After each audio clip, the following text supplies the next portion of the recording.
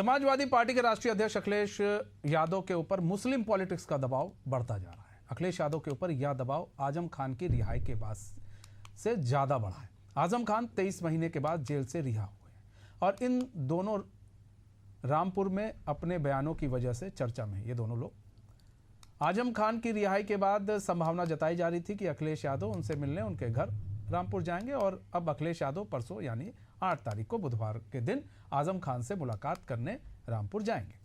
Azam Khan Samajwadi party के दिग्गज नेताओं में से एक हैं। समाजवादी पार्टी की स्थापना के समय से वो मुलायम सिंह यादव के करीबी और भरोसेमंद चेहरे माने जाते हैं। मुलायम सिंह के निधन के बाद आजम खान और अखिलेश के बीच दूरियां बढ़ गई, लेकिन अखिलेश यादव अब इस दूरी को पाटने के लिए रामपुर जा रहे हैं। लेकिन रामपुर दौरे के पहले ही सपा ने एक और बड़ा ऐलान किया कि अखिलेश यादव रामपुर के पहले बरेली में जाएंगे, जहां पर 26 सितंबर को हुए बवाल के बाद गिरफ्तार किए गए जो दंगाई थे उनके परिजनों से मुलाकात करेंगे। इस दौरान समाजवादी पार्टी के नेता भी वहां मौजूद रहेंगे। अखिलेश यादव अपनी पार्टी के नेताओं से भी मुलाकात करेंगे और घटना की तहकीकात करेंगे। इसके पहले समाजवादी पार्टी के नेता प्रतिपक्ष माता प्रसाद पांडे और 5 सांसदों की अगुवाई में 14 सदस्य वाली जांच कमेटी को प्रशासन ने घर में नजरबंद कर दिया था। यानी अखिलेश यादव अब एक तीर से 2 निशाना साधने पर लगे हैं कि रामपुर में आजम खान से मुलाकात कर लेंगे और आजम खान से मुलाकात के पहले बरेली जाकर मुस्लिम सियासत को धाक देंगे।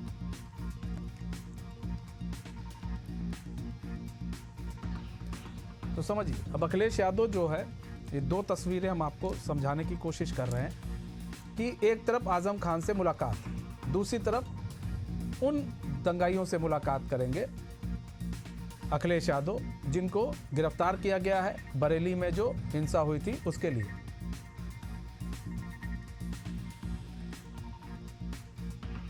जिसने जमीनें सरकारी कब्जा की हो और कोई भी बीजेपी का नेता उसके साथ खड़ा नहीं हो रहा, जबकि बीजेपी का सबसे सगा था वो। मैं आपको आज बता दे रहा हूं,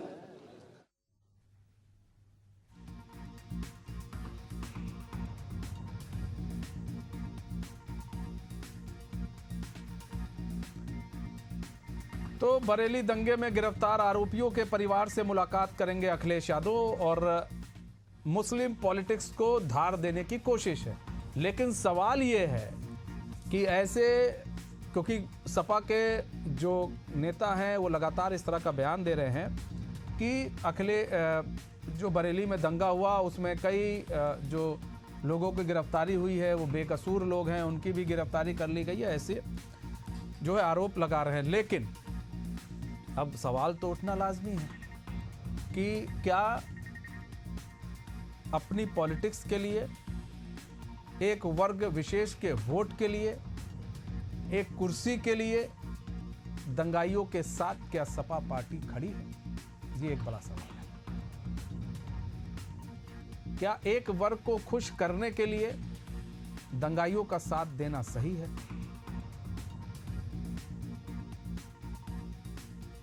अभिषेक शर्मा हमारे साथ लखनऊ से हमारे संवाददाता जुड़ चुके हैं पूरी जानकारी के साथ। अभिषेक, आजम खान से मुलाकात करेंगे अखिलेश यादव, लेकिन उससे पहले बरेली में उनका हेलीकॉप्टर उतरेगा और बातें सामने ये आ रही हैं कि जो आरोपी गिरफ्तार किए गए हैं बरेली हिंसा के मामले में, उनके परिजनों से अखिलेश यादव मुलाकात करेंगे।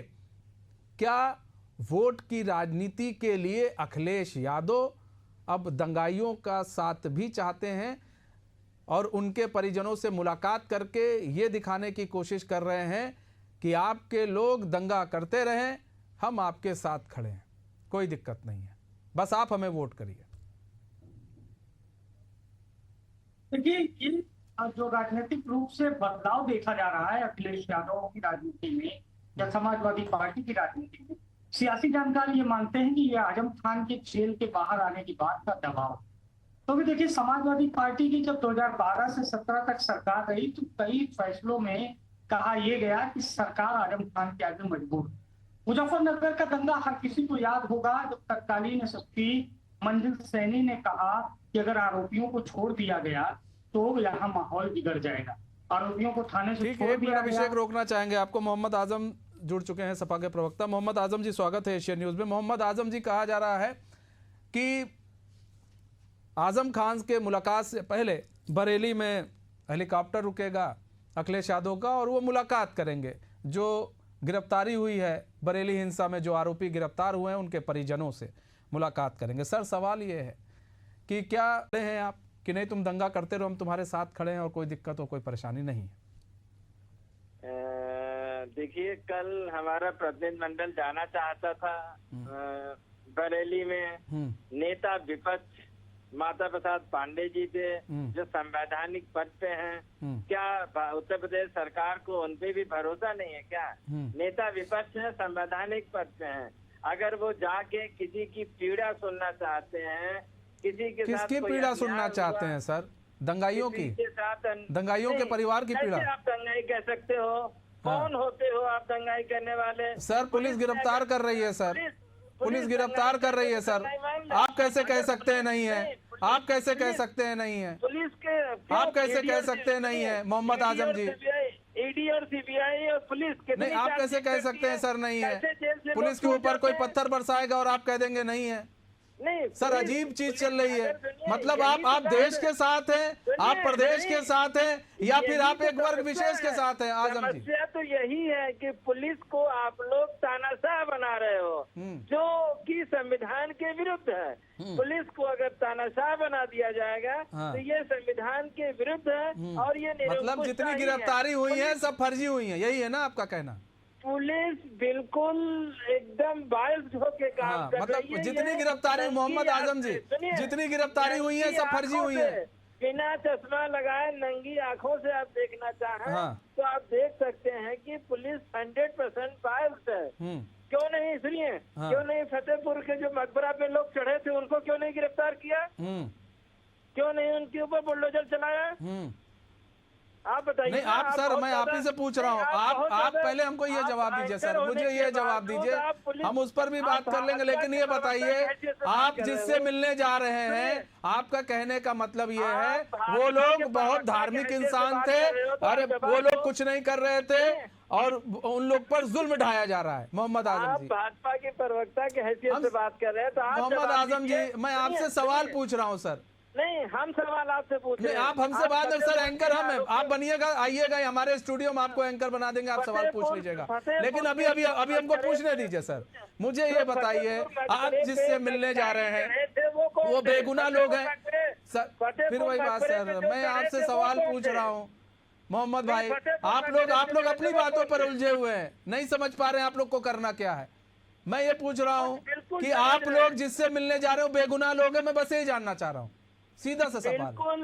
बिल्कुल पुलिस फंसा रही है, पुलिस वो बेगुनाह है, मैं यही जानना चाह रहा हूँ। हाँ, कह दीजिए, वो बेगुनाह लोग हैं।